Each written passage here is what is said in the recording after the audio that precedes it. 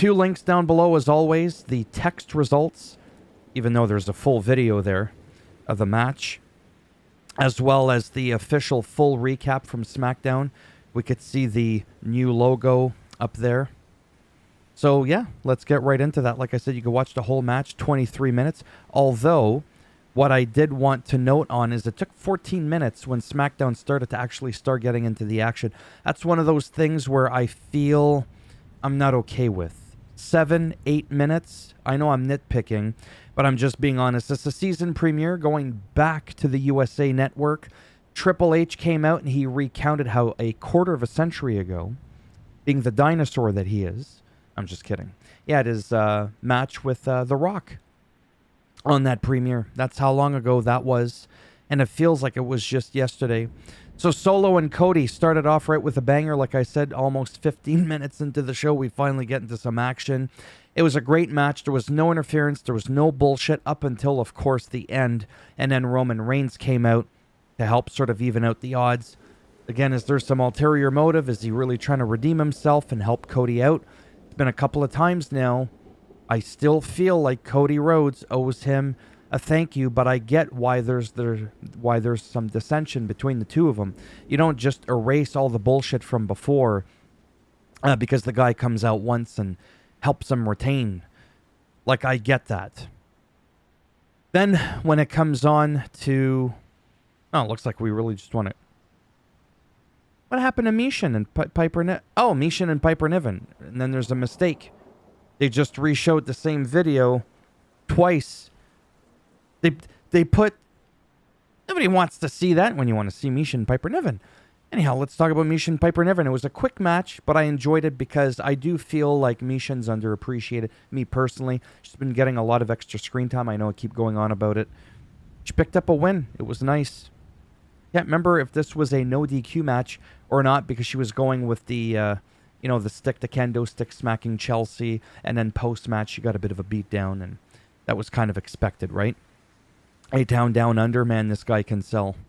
Versus, this was just so bizarre. Like, I didn't understand that first part where Ricky came out and he was Kevin Owens' partner, and then it was announced to him Randy Orton was in fact there, so they had to throw that in. So he stuns Ricky out of the ring. I was like, come on now. But it was a great match. KO and Mr. RKO picked up the victory on that. Then backstage, Nick Aldis stated that it was going to be Solo Sikoa and Jacob Fatu at Bad Blood versus Cody and Roman. Though Cody came in saying that he didn't want anything to do with bloodline business, that it's behind him, and he just wants to move on. Nia Jax was in the ring, says that she defends her title at Bad Blood. She doesn't care who it's up against. Doesn't care about that. Then Bayley came out, Tiffy came out, Naomi came out. And then there was this thing that I got confused where Nia said, how about, no, it's not a triple threat match. How about it's you two, like Bayley and Naomi versus Tiffy and Nia, and whoever wins will face me at Bad Blood for the title. Whoever loses has to leave SmackDown permanently.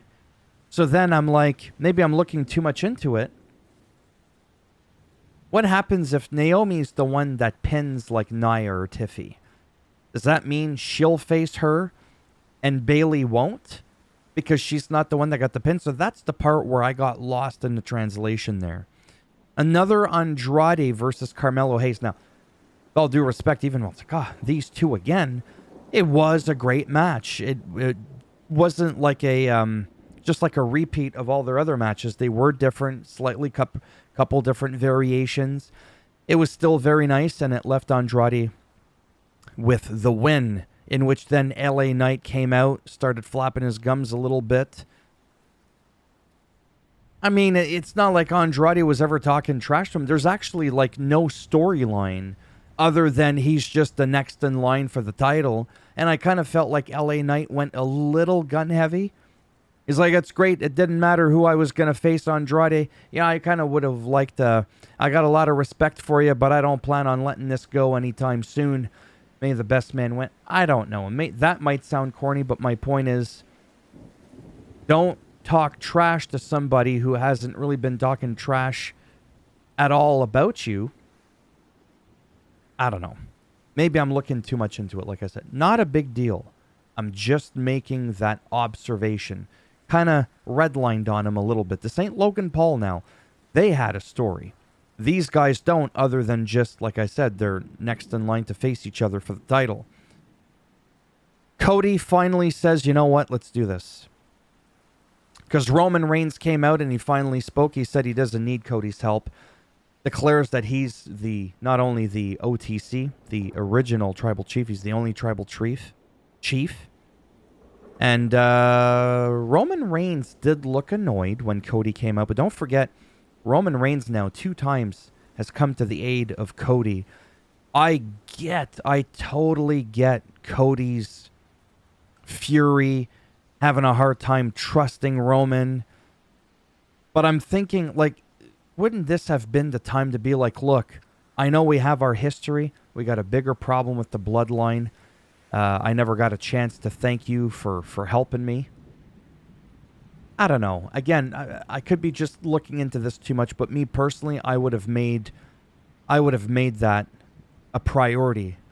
You could still be like, look, you and I aren't exactly friends, but what you did out there is definitely helping me regain some of that lost trust, or just something along those lines. Because at one point it looked like the two of them were going to fight. Like I said, the bad blood that they have between them for a long time, I get it. I really do. It's not like I don't understand. These guys have a complex relationship, of course, from a scripted perspective. So, like I said in my notes, I get it, but then at the same time, there's some parts that I don't get at all whatsoever. Hopefully they work out and the story just ends up being just nice. That's it. Just a nice thing. How long was this video? Shorter than the official recap. It's a miracle, so I got to end it here because this video is like 8 minutes or something like that.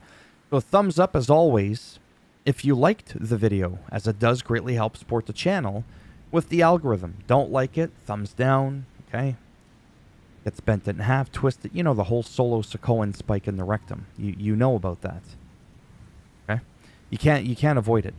And if you want to subscribe, naturally that would be great. But if not, thanks for stopping by anyways. Take care.